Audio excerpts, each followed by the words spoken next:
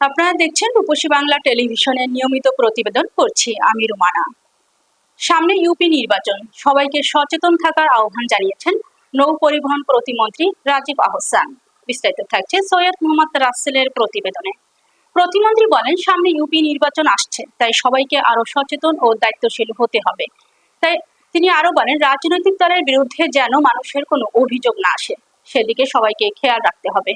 জনগণের কাছে গিয়ে তাদের কথা শুনতে হবে এবং মানুষের কাছে গিয়ে ভোট চাইতে হবে। এ সময় উপস্থিত ছিলেন নৌ পরিবহন অধিদপ্তরের মহাপরিচালক শফিউল বারী, পায়রা বন্দরের সদস্য তারেক সহ বিভিন্ন সরকারি দপ্তরের কর্মকর্তা এবং স্থানীয় বিএনপির নেতাকর্মীরা।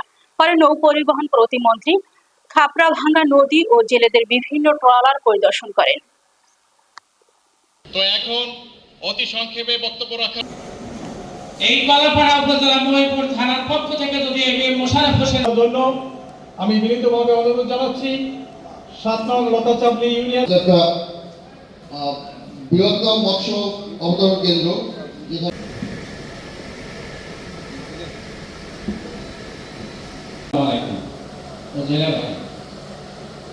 আমি আমার বক্তব্য উপস্থিত এসি, যদিও তার কর্মসূচিটা ভিন্ন কর্মসূচি, যেটা পলিটিক্যাল কর্মসূচি।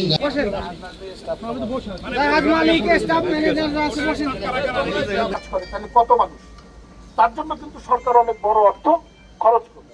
কয়টা আমি আপনি আপনারাই বলতে পারবেন, হাতে গোনা। যখন দেখবেন যে না এখানে হাজার